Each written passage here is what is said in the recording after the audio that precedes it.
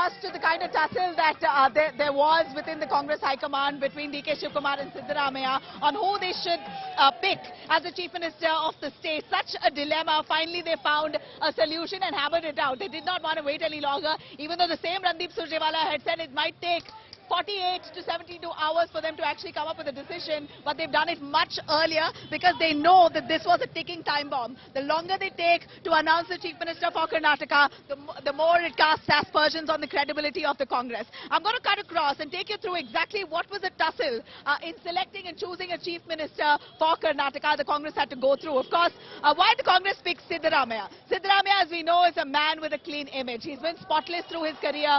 He's been someone who's really been almost a near-perfect administrator because the poor really benefited from his schemes, the pro-poor policies that he rolled out as a finance minister through his budgets and as a chief minister itself. He was a taskmaster, a man who could really make decisions and was actually effective on ground. He really stirred Congress to a real mega comeback this time, along with DK Shivakumar and his strategy. We do know that Siddaramaiah also has done enough with his mass appeal, has almost galvanized support of the Ahinda community, which are the minorities, the socially backward classes, as well as the Dalits.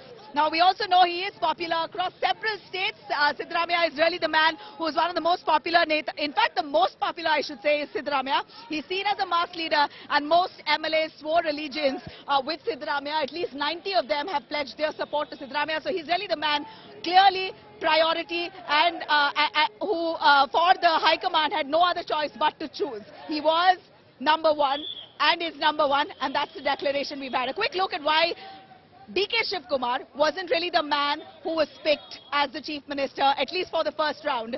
DK Shivakumar faces multiple corruption cases. Yeah, the Congress is wary of corruption taint on DKS because this is exactly what their poll plank was. They fought the 40% Commission Sarkar of Basaraj Bombay. So with what face will they have a DK Shivakumar who has cases on him currently? Of course, DK Shivakumar is defiant, saying these cases are politically motivated, and who does not have cases? B.S. Yediyurappa was also the Chief Minister. He had cases on him. Well, but this is a problem that the Congress might just face going up to 2024. He has limited connect with the masses, not as much as compared to Siddaramaiah.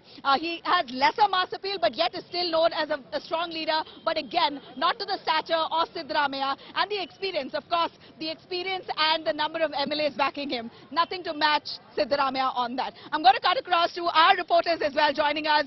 We also have Shiv Arur for a little more on the kind of invitees that have been called in, the VIPs who have been invited from different states, opposition leaders who have been called in for this very big grand swearing-in ceremony that will be taking place on the 20th. Also Sagai Raj, who's right at the HAL airport, who's right set to invite DK Shivakumar and Siddaramaiah into Karnataka. Apurva, Shilpa, all our reporters who are patched with us. I'm cutting across to Sagai. Sagai, what time is DK Shivakumar and Siddaramaiah arriving at the KPCC office? Would you clarify?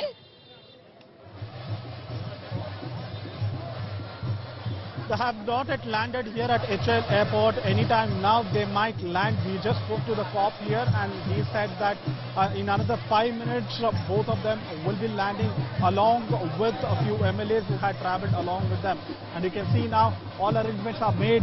The folk dance, folk music, and people are waiting with the flowers and petals of roses to shower on their favorite leaders when they land here and when they cross this particular road on HL Airport. As we speak now, anytime now, they might land and they might head towards KPCC office directly. Remember, even KC Venugopal as well as Randeep Surjewala are accompanying them, and they might also be part of this VIP meeting which is organized at KPCC office, and it is scheduled at 7 p.m. but I don't think so they will be reaching on time at the KPCC office.